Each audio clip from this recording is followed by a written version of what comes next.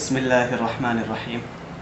حضرت مولانا خلیل الرحمن سجاد نعمانی صاحب دامت برکاتہم اپنا ایک واقعہ لکھتے ہیں کہ ان کے طالب علمی کے دور میں ایک شخص روزانہ مدرسے کے باہر آ کر بیٹھ جایا کرتا تھا۔ وہ شخص دونوں ہاتھ پیروں سے محتاج تھا، اپاہج تھا۔ ایک چھوٹی سی اس کی ریڑھی تھی، اس پر گھسٹ گھسٹ کر آتا تھا اور مدرسے کے دروازے پر آ کر بیٹھ جاتا تھا۔ طلباء نے جب اس شخص کا روزانہ کا یہ معمول دیکھا کہ وہ چھٹی کے وقت آ کر دروازے پر بیٹھ جاتا ہے تو انہوں نے یہ واقعہ اپنے استاد صاحب کو جا کر سنایا۔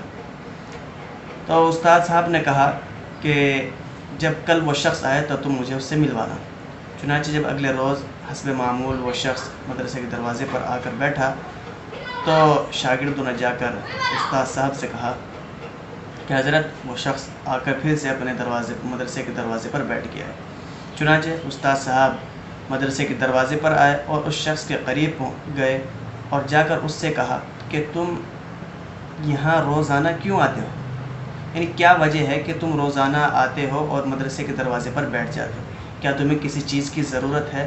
تمہیں اگر کسی چیز کی ضرورت ہے تو بتلاؤ، ہم تمہارا تعاون کریں گے، ہم تمہاری اس ضرورت کو پورا کریں گے۔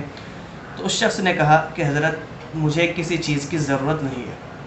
تو استاد صاحب نے کہا کہ تم پھر روزانہ کیوں آ کر بیٹھ جاتے ہو یہاں؟ تو اس نے کہا کہ میں کچھ سال پہلے حضرت جی مولانا یوسف کاندھلوی رحمۃ اللہ علیہ کے ساتھ 3 دن جماعت میں لگا کر آیا تھا۔ تو تب حضرت جی نے مجھ سے یہی کہا تھا کہ اگر تم کچھ بھی نہ کر سکو تو کم از کم علماء کو اپنی آنکھ سے دیکھ لیا کرو۔